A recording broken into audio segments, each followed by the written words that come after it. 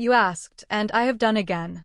I believe you remember that the story culminates in a forbidden and charged moment between Maya and Min-jun, descendants of a tragic love story rooted in family loyalty and violence. Their connection symbolizes the ongoing conflict between truth and legacy. The final revelation from Madam Kim, the family matriarch, exposes a secret child born from Samuel Johnson and director Kim's younger sister, Min-jun, linking Maya's grandmother directly to the Kim bloodline and deepening the stakes of Maya's quest for truth. The revelation shattered Maya's understanding of everything. She stared at Madam Kim, her grandmother's face suddenly vivid in her memory. Those high cheekbones, that elegant posture even in poverty, features she'd never questioned until this moment. Before we dive in, beautiful people, please remember to hit that like button and subscribe. It's the best way you can support us as we continue delivering captivating stories that'll keep you hooked every single day. You're lying, Maya breathed, but the words felt hollow even as she spoke them. My grandmother is Dorothy Johnson. She's American. She's half Korean, Madam Kim interrupted sharply. And she doesn't know it because Samuel never told her.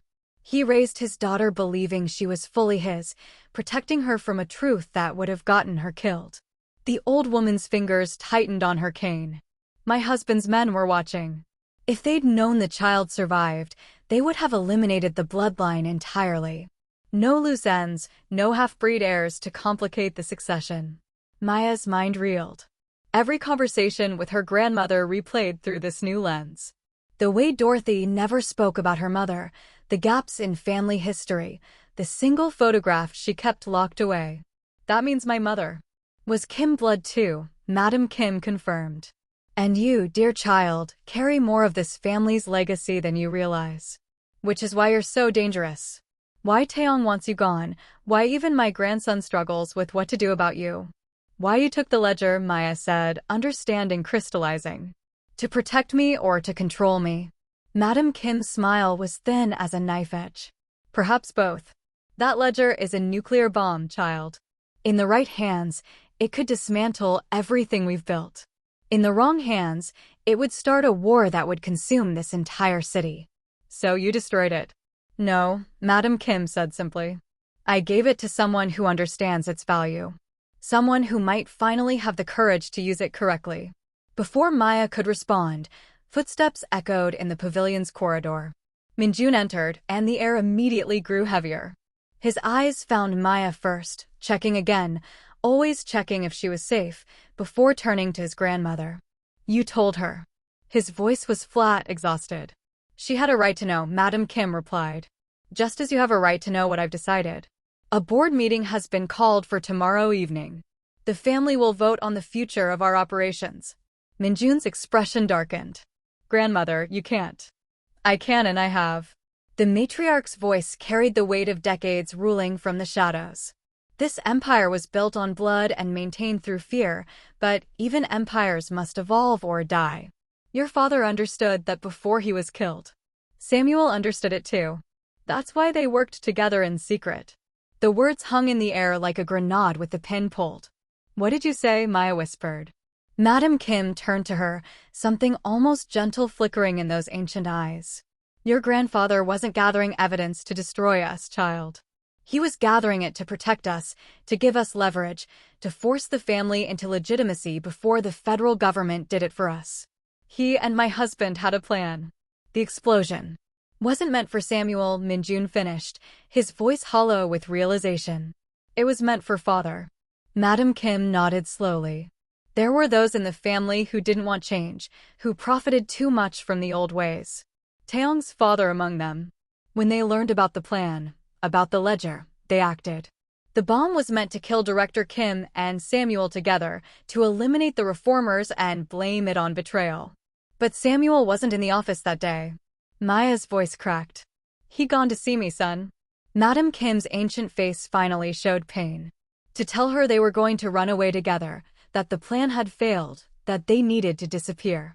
But my husband went to the office alone and the bomb killed him and 3 others who supported the reform, Min-jun said.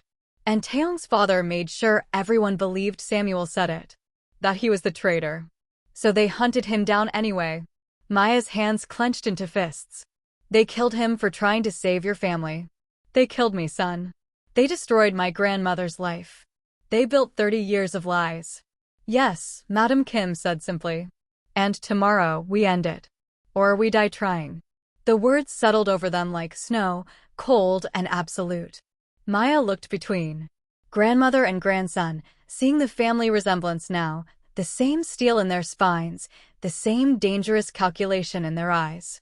And she saw something else, the weight of crowns they never wanted, kingdoms built on graves they didn't dig. What do you need from me? Maya asked quietly. Your testimony, Madam Kim said. Your blood. Your willingness to stand before the family council and prove that Kim and Johnson bloodlines merged 30 years ago, that the very thing they killed to prevent has already happened. They'll try to kill me, Maya stated, not a question. Probably, Min-jun said, his voice rough. Which is why this is insane, grandmother. We can find another way. There is no other way, the matriarch said firmly. The family respects blood above all else. Show them that their precious bloodline is already mixed, that their prejudices killed one of their own, and some might finally see reason. And the ones who don't, Maya asked. We'll start a war, Madam Kim. Acknowledged. Which is why tomorrow night will determine everything, who lives, who dies, who this family becomes. If you're still watching and want to see how this explosive confrontation unfolds, hit that subscribe button and turn on notifications. Your support means everything as we bring this story to its climax. Drop a comment telling us what you think will happen. Will the family accept the truth or will blood spill once more?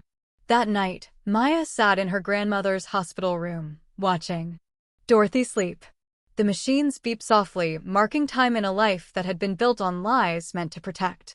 She thought about waking her, about demanding confirmation of everything Madam Kim had revealed. But what good would it do? Dorothy had spent 30 years believing she was running from monsters who wanted her dead.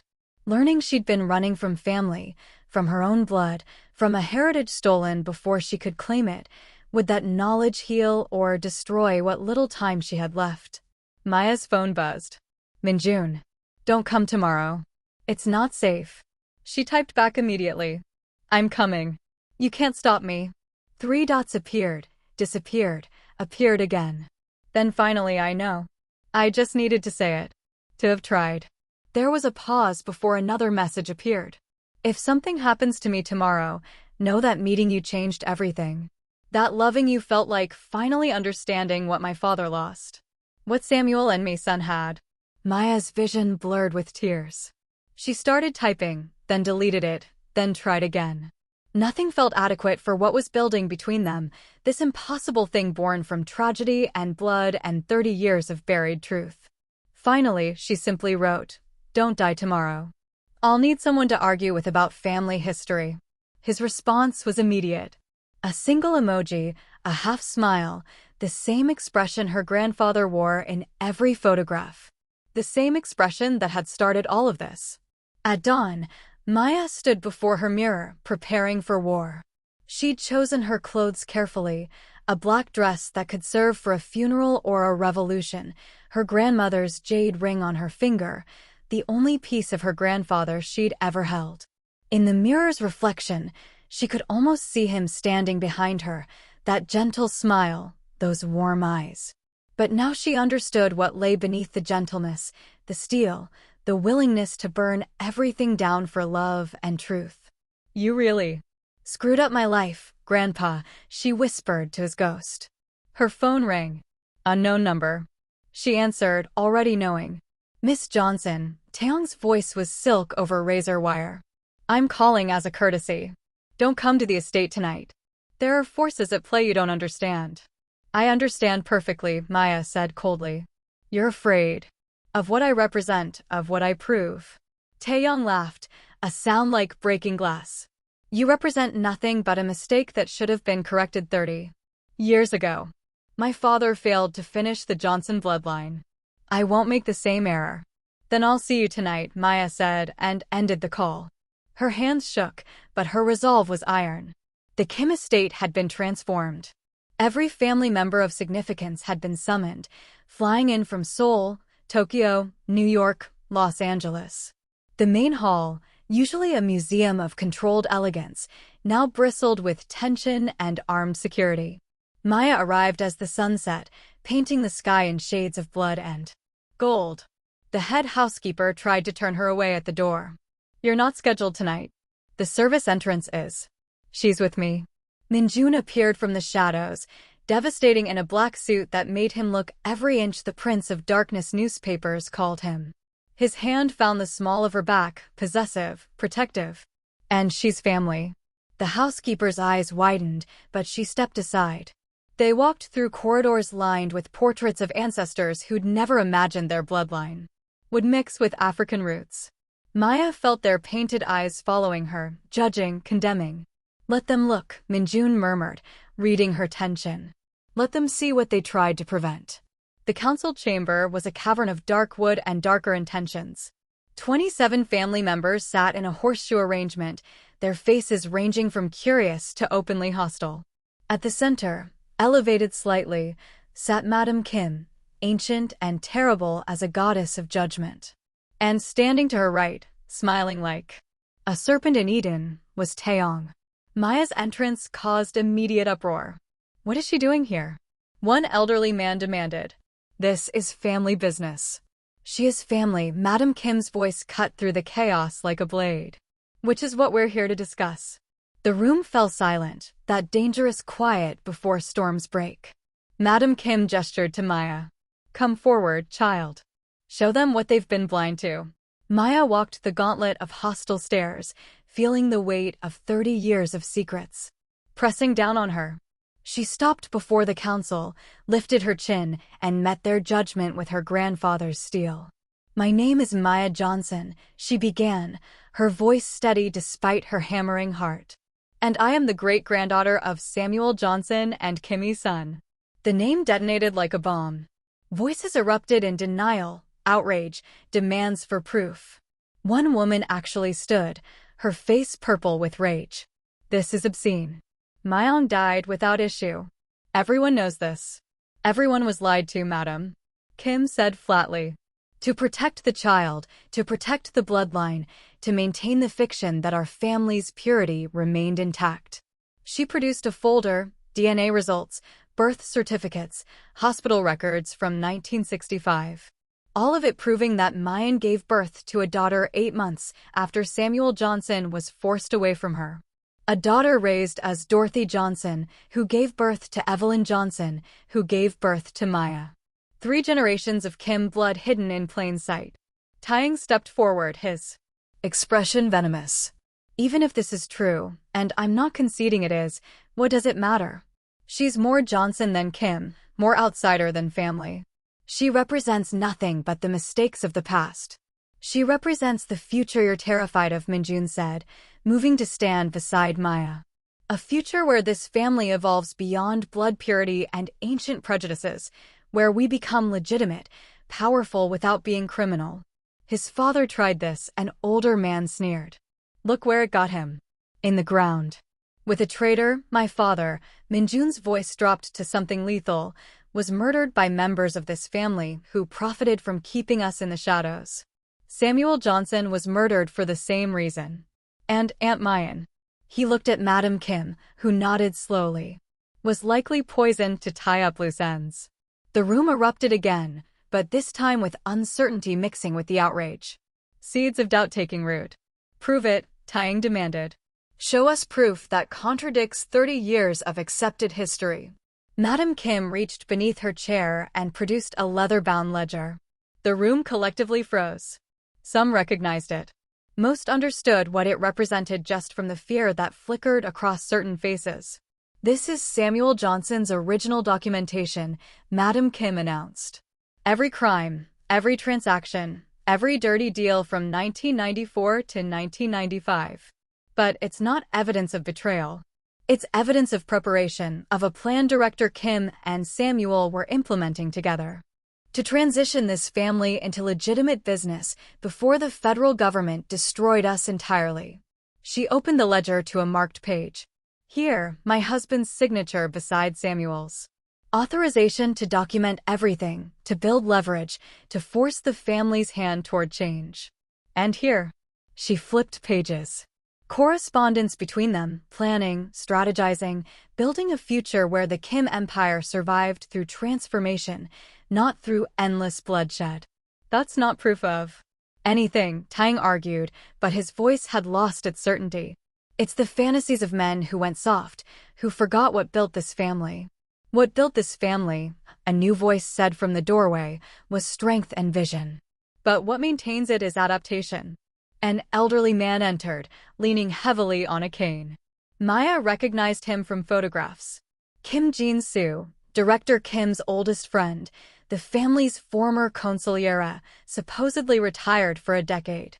Jin-soo moved slowly to the center of the room, his presence commanding instant respect. I was there, he said simply, when Director Kim and Samuel made their plans. When they decided our survival required evolution. When younger, more violent men decided that evolution meant weakness. His eyes found Tang. I watched your father plant that bomb, boy. Watched him lie about Samuel's involvement. Watched him murder his way to power while painting himself as the family's savior.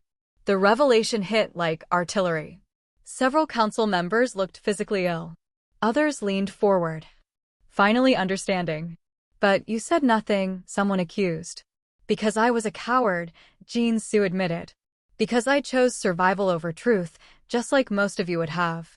Just like most of you still want to. He turned to Maya. But this girl, this impossible mix of everything we feared, she chose truth. Chose to walk into this viper's nest knowing we might kill her for what she represents.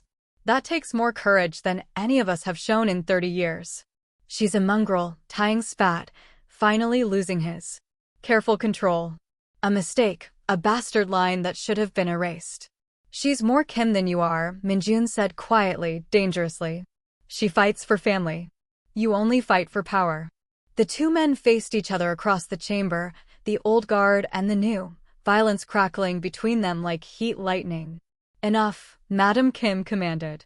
We didn't convene to rehash old murders, though there will be a reckoning for those. We're here to vote on the family's future. I propose a full transition to legitimate business operations within 2 years. Complete dissolution of all criminal enterprises. And I propose that Maya Johnson be recognized as Kim blood, with all the rights and protections that entails. The chamber exploded. Voices shouted over each other, accusations flew, ancient alliances fractured in real time. Through it all, Maya stood silent, feeling the weight of her grandfather's ghost on her shoulders, feeling the impossible hope that maybe, just maybe, his death hadn't been entirely in vain. The vote, Madam Kim demanded, her cane striking the floor like a gavel. All in favor of legitimization and recognition. Hands rose slowly, fearfully, scattered through the horseshoe of power. Jin-soo's first, then several others. Min-jun's rose without hesitation. More followed, a slow tide of change until 14 hands stood raised. Against, Tang's hand shot up, followed by 12 others. Old men with too much blood on their hands to risk daylight. One member abstained, an elderly woman who'd been silent throughout. The vote was tied. In the event of a tie, Madam Kim said, her ancient voice cutting through tension, the matriarch casts the deciding vote. She stood slowly, painfully, centuries of history in her bones.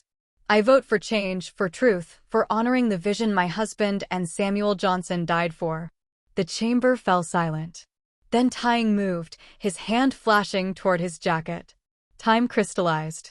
Maya saw the gun emerging. Saw Min-jun starting to move, too far away. Saw Jin-soo reaching for a weapon he no longer carried. Saw her own death approaching in slow motion. The shot echoed like the end of the world. But Maya didn't fall. Madam Kim did. The old woman crumpled with a grace that spoke of relief, her blood pooling on floors her family had walked for generations. She looked at Maya as she fell, and her ancient eyes held something like peace, like finally, the debt was paid. Chaos erupted.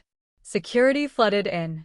Tang was tackled, screaming about family honor, about bloodlines, about the natural order. But Maya heard none of it. She was kneeling beside Madam Kim, pressing her hands to a wound that pulsed life away with every heartbeat. "Why?" Maya sobbed. "You didn't have to." "Yes," the matriarch whispered, blood on her lips. "I did. My silence killed your grandfather. Killed Mayan. This." She coughed, her body shaking. "This was always how it had to end. Blood for blood. But you voted for change," Maya pleaded. "You were going to make it right." "I just did."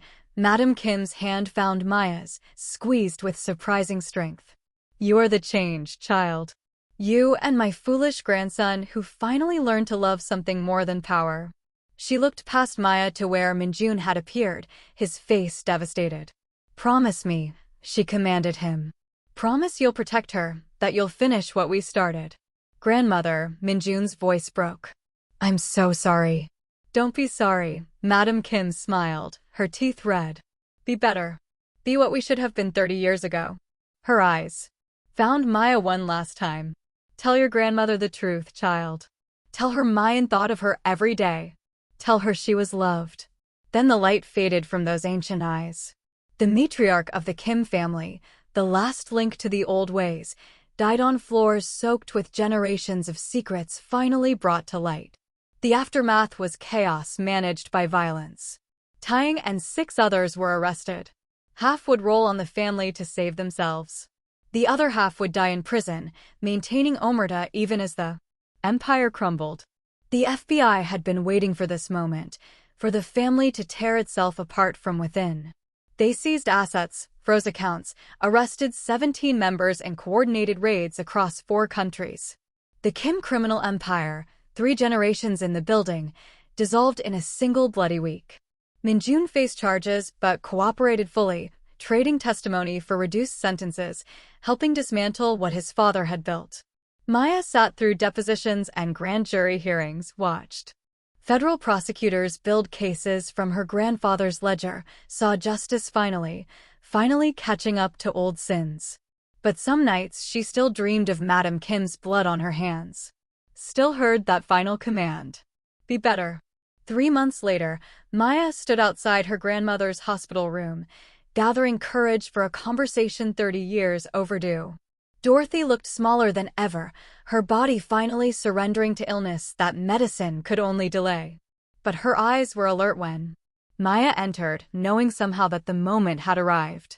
"You found out," Dorothy said simply. "Not a question." "Everything," Maya confirmed, pulling a chair close. "Grandma, I need to tell you who you really are." The story took an hour. Maya held nothing back, every revelation, every lie, every drop of blood spilled to maintain fictions. She showed Dorothy the DNA results, the photographs of Mayan, the proof that she'd spent her entire life running from family, from heritage, from half of her own identity. When it was done, Dorothy sat in silence for a long time. Then she laughed, a sound like breaking glass. "All this time," she finally said. "All these years, I thought I was protecting you from monsters. Turns out I was protecting you from relatives." Maya squeezed her hand. "Grandma, I'm so sorry." "For what, child?" Dorothy's eyes filled with tears. "Your grandfather loved me, raised me, kept me safe. That's all that matters. The blood in my veins doesn't change that. But it might change what happens next," Maya said. Carefully. "The Kim family, what's left of it, they voted. If you want, you can claim your heritage. There's money, property, a seat at a very different kind of table." Dorothy looked at her granddaughter for a long moment, then at the ceiling, as if seeing through hospital tiles to heaven beyond. "What would your grandfather want?" she asked. "The truth," Maya said. "He died for it." "Then the truth is this," Dorothy said firmly. "I'm Dorothy Johnson. I was raised by the best man I never knew. I gave birth to a beautiful daughter. I raised a fierce granddaughter. If there's Kim blood in me, fine. But it's Johnson love that made me who I am." She squeezed Maya's hand. "But you, baby, you have a choice. You can be both." Maya's eyes burned. "I don't know how." "You'll figure it out," Dorothy said, her voice fading with exhaustion. "You're already braver than any of us ever were." That night, Maya found Min-jun on the estate's grounds, standing where the portrait gallery once was. The building had been emptied, converted, the ancestors' packed away to make room for something new. He looked different without his armor of expensive suits and cold control. Just a man in jeans and a t-shirt, carrying weight he never asked for. "Hey," Maya said softly. "Hey yourself," he replied without turning. "How's Dorothy?" "Dying," Maya said bluntly, moving to stand beside him. "But at peace, I think." Finally knowing the truth gave her permission to let go. "Lucky her," Min-jun said bitterly. "Some of us have to live with what we've learned." They stood in silence, watching the sun set over grounds that had witnessed so much violence and so few moments of honesty. "I've been thinking about what happens next," Maya finally said. "After the trials, after the family falls apart completely. What's left?" Min-jun turned to her, and in his eyes, she saw the same question. "Us," he said quietly. "If you want there to be." Maya's heart hammered. "That's complicated." "Everything about us is complicated," he pointed out. "We're descendants of the most forbidden love story in my family's history. We met because you were investigating what happened to your grandfather. I'm currently testifying against half my relatives. Complicated doesn't begin to cover it." "True," Maya admitted. "But there was something almost freeing in naming it." "So what? We just accept that we're a disaster waiting to happen?" "We accept that we're already a disaster," Min-jun said, his hand finding hers. "And decide to be a disaster together, or we let fear win the way it won 30 years ago. Let the past dictate the future, let blood and prejudice keep us apart." Maya looked down at their joined hands, pale and brown, Kim and Johnson, impossible and inevitable. "My grandmother told me I have a choice," she said. "To be both, to carry both legacies." "I think that's true for you too. You don't have to be what your family was. You can be what they should have been." "And what's that?" "Better," Maya said, echoing Madam Kim's final command. Min-jun's laugh was broken, but genuine. "No pressure then." "None. At all," she smiled. "Just dismantling generations of crime and prejudice, healing trauma that goes back decades, building something good from the ashes of empire." "Standard stuff." He pulled her closer, his forehead resting against hers. "You know this won't be easy. The family members who didn't get arrested, the ones who escaped, they won't forget. They'll come after us eventually. After you especially." "I know," Maya said. "Let them try." Min-jun smiled, and it was her grandfather's smile, that mix of gentleness and steel. There she is, the woman who walked into a crime lord's study and demanded answers. The woman who stood before a council of killers and claimed her bloodline. "That's who I fell in love with." "You love me?" Maya breathed. Min-jun's answer was a kiss, desperate and tender and tasting of futures they had no right to dream about but couldn't stop wanting. When they broke apart, both were crying. "This is going to hurt," Maya whispered. Every step of the way, Min-jun agreed. "Worth it?" He considered, his thumb tracing her cheekbone. "Ask me in 30 years if we're still alive." "Deal." 6 months later, the trials concluded. Taeyong got life without parole. 16 others received sentences ranging from 10 to 40 years. The Kim empire, the criminal parts at least, was effectively dismantled. The legitimate businesses, cleaned of blood money and restructured with federal oversight, survived. Min-jun was sentenced to 5 years, reduced to 3 with cooperation credit. Maya visited him every week, watched him transform from crime prince to something almost ordinary, almost at peace. They talked about the future, about what they'd build when he was free, about possibly, impossibly starting a foundation in Samuel and Mayan's names. For kids caught between worlds, between cultures, between impossible love stories. Dorothy passed peacefully in her sleep 2 months into Min-jun's sentence. Maya scattered half her ashes in the garden where Samuel used to walk, half in the Korean cemetery where Mayan was buried, bringing together in death what prejudice kept apart in life. The funeral was small. Min-jun's mother attended, meeting Maya for the first time, seeing her son's choice and choosing to accept rather than condemn. Progress measured in inches, but progress nonetheless. The estate was sold, its rooms too full of ghosts. Maya used her share of the Kim inheritance, legally claimed now, to pay off her student debts and establish the foundation. The rest went into a trust for children not yet born. Kim Johnson blood that would carry the story forward. On the one-year anniversary of Madam Kim's death, Maya stood in the new foundation's office, hanging a portrait. Not the old one of Director Kim and Samuel in their brotherhood, though a photograph of that hung nearby. This was new, painted from photographs and memory. Mayan and Samuel, young and in love, standing where they'd once stood in secret. And beside them, added from imagination and hope, the family they would have built. Dorothy as a child. Maya's mother. Maya herself. And room left, deliberately, for faces yet to come. Min-jun's release date was marked on her calendar. 2 years and 7 months remaining. Sometimes it felt like forever. But they'd waited 30 years for truth. What was a few more years for a future they'd build together, one bloody, complicated, beautiful piece at a time. That night, Maya received an email from an address she didn't recognize. No subject line, just a video attachment. Her hand trembled as she clicked play. The screen filled with an elderly woman's face, Asian, kind eyes, somewhere in her 80s. "My name is Kim Soo-young," the woman said in accented English. "I am the youngest cousin of Mayan. For 30 years, I believed the lies about Samuel Johnson, about the betrayal, about how our family's purity was threatened." The woman's eyes filled with tears. "I attended the trials. I heard the truth. I learned about you. And I needed you to know that not everyone in our family is afraid of what you represent. Some of us are just sorry. It took so long." Behind the woman, barely visible in the background, Maya saw others. An entire extended family, Kim she'd never met, faces ranging from young to old. One by one, they stepped forward, introduced themselves, acknowledged her. Her blood. Her family. The family that had tried to erase her grandfather, that had killed to maintain purity, slowly, painfully admitting she belonged. When the video ended, Maya sat in silence for a long time. Then she opened her laptop and began to write, documenting everything, the whole impossible story. For the Foundation's archives. For the children who would come after. For anyone caught between worlds, wondering if love could survive hatred, if truth could outlast lies, if families built on blood could learn to be built on something better. Outside, the city lights flickered like stars.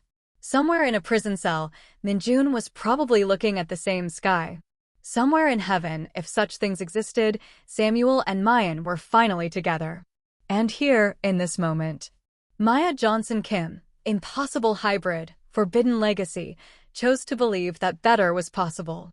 That blood didn't have to mean violence. That empires could fall and something good could grow in their place. It would take time, decades maybe, generations. But they had generations now, her and Min-jun's, Dorothy's legacy and Mayan's dream. Time to be better. Time to prove that love, real love, the kind worth dying for, was also worth living for. She picked up her phone and texted Min-jun. "I love you. We're going to make it." His response came an hour later, after evening counts and lights out. "I know. Because we're Johnson and Kim. Impossible is what we do." Maya smiled, closed her laptop, and looked at the portrait on the wall. Her grandfather smiled back, that gentle expression hiding steel. And she finally understood what it meant. The willingness to fight for something better, even knowing you might not live to see it. The courage to love across boundaries drawn by fear. The stubborn, foolish, beautiful refusal to let hatred have the last word. 30 years after Samuel Johnson died for trying to save a family that hated him, 30 years after Mayan died knowing her love was forbidden, their blood ran in the veins of a woman who refused to accept that some things were impossible. And in that refusal, in that stubborn belief in better, the revenge they'd never wanted finally came. Not through violence, not through more death, but through life, through love, through the simple revolutionary act of existing. The story wasn't over. It would never be over. Families and legacies stretched on forever, complicating and healing and hurting and growing. But this chapter, the one written in blood and secrets and 30 years of lies, this chapter was finally closed. And the next one? The one being written in Foundation offices and prison visiting rooms, in scattered families learning to acknowledge each other, in children not yet born who'd carry both names without shame? That chapter was just beginning. If you made it to the end of this epic conclusion, thank you for taking this journey with us. This story of forbidden love, generational trauma, and the power of truth to transform even the darkest legacies wouldn't exist without your support. Please subscribe to our channel if you haven't already, hit that like button, and drop a comment below telling us what you thought of Maya and Min-jun's story. Did the ending satisfy you? What would you do in Maya's position? Your engagement helps us create more compelling stories like this one. Share this with someone who loves complex family dramas, crime sagas, or stories about love that crosses impossible boundaries. And remember, sometimes the most revolutionary act is refusing to let the past dictate the future. Thank you so much for watching, beautiful people. If you enjoyed this story, let me know in the comments below. Don't forget to like and subscribe if you haven't already. Check out our catalog for more interesting stories that will steal your breath. Until the next story, keep believing in the power of truth and the possibility of redemption. See you soon.